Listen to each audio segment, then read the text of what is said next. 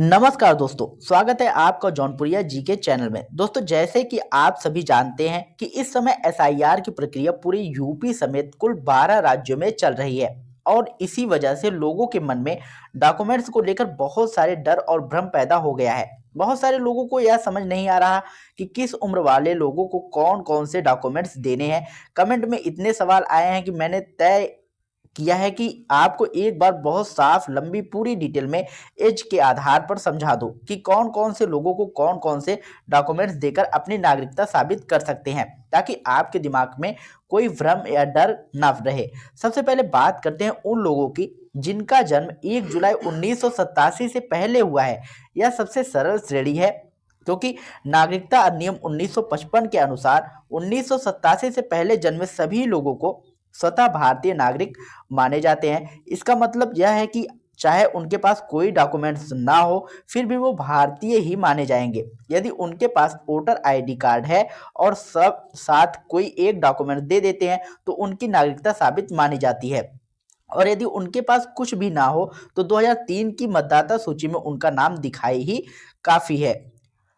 काफी है। अब बात उन डॉक्यूमेंट्स की करते हैं जो मौजूद हों और भी आसानी हो जाती है। जन्म प्रमाण पत्र हो तो बहुत अच्छा है, आधार कार्ड भी है तो काफ़ी है, क्योंकि सुप्रीम कोर्ट ने यह स्पष्ट किया है कि कोई भी व्यक्ति आधार कार्ड देकर अपनी नागरिकता साबित कर सकता है।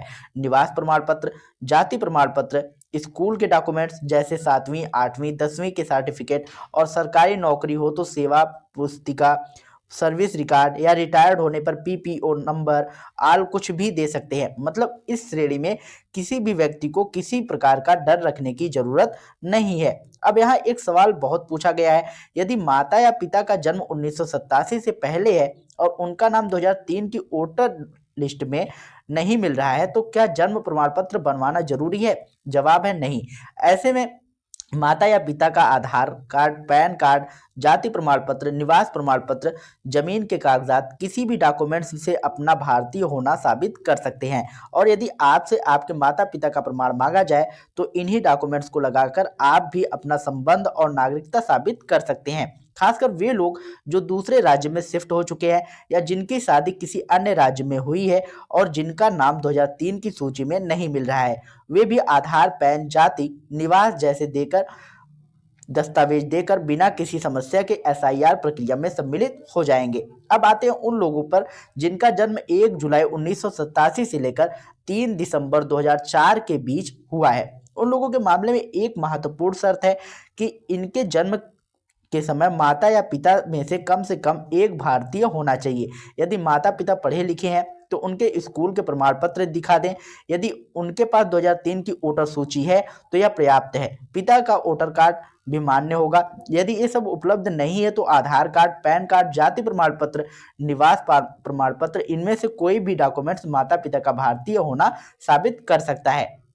अब आपकी तरफ से जिन डॉक्यूमेंट्स की जरूरत पड़ेगी उनमें जन्म प्रमाण पत्र प्रमाणित होना चाहिए। यदि आपके पास जन्म प्रमाण पत्र है तो ठीक है, नहीं है तो 10वीं की सर्टिफिकेट या मार्कशीट दे सकते हैं। अगर 10वीं भी नहीं पढ़े हैं तो 7वीं या 8वीं की टीसी ले सकते हैं। पासपोर्ट है तो यह भी बहुत अच्छा है, जन्म प्रमाण पत्र माना जाएगा।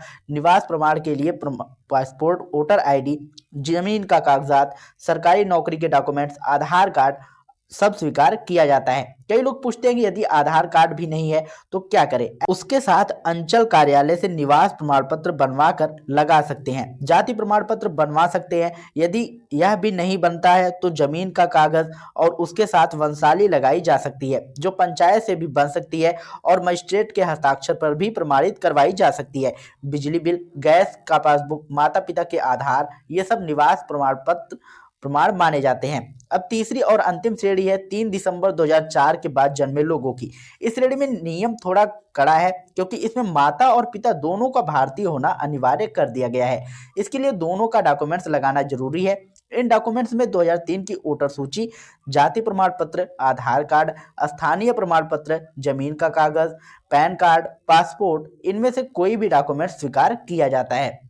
अब बात आपकी तरफ से लगने वाले डॉक्यूमेंट्स की है। यदि आप पढ़े लिखे हैं तो 10वीं की प्रमाण पत्र देना जरूरी है। यदि आप पढ़े लिखे नहीं हैं तो आपके लिए जन्म प्रमाण पत्र अनिवार्य कर दिया गया है। यदि पासपोर्ट बना हुआ है तो वो भी लगाया जा सकता है। अंत में एक महत्वपूर्ण बात फिर से समझ लें कि सुप्रीम कोर्ट का आदेश के अनुसार हर व्यक्ति आधार कार्ड के आधार पर अपनी नागरिकता साबित कर सकता है, लेकिन माता पिता में से किसी एक का भारतीय होना प्रमाणित करना आवश्यक है। इस तरह डॉक्यूमेंट्स, यदि आप अपने जन्म वर्ष आधार पर सही डॉक्यूमेंट समझ लें तो एसआईआर प्रक्रिया में किसी भी प्रकार की दिक्कत नहीं आएगी और आपका नाम बिना किसी परेशानी के सम्मिलित कर दिया जाएगा। दोस्तों, आशा करता हूँ ये जानकारी आप लोगों को पसंद आई होगी। अगर वीडियो पसंद आया हो तो वीडियो को लाइक करिएगा, शेयर करिएगा और यदि चैनल पर पहली बार आए हो तो चैनल को सब्सक्राइब करके बेल आइकन जरूर दबाइएगा। और अधिक जानकारी के लिए आप हमारे टेलीग्राम चैनल से जुड़ सकते हैं। टेलीग्राम चैनल का लिंक जो है हमने डिस्क्रिप्शन में दे रखा है, तो जाइए आप लोग फटाफट ज्वाइन होइए। और अगर आप लोगों को एसआईआर फॉर्म भरने में कोई भी समस्या आ रही है तो आप हमें कमेंट बॉक्स में जरूर बताइएगा और हमारी टीम आपकी पूरी सहायता करेगी। मिलते हैं नई वीडियो में नई अपडेट के साथ, तब तक के लिए जय हिंद, जय भारत।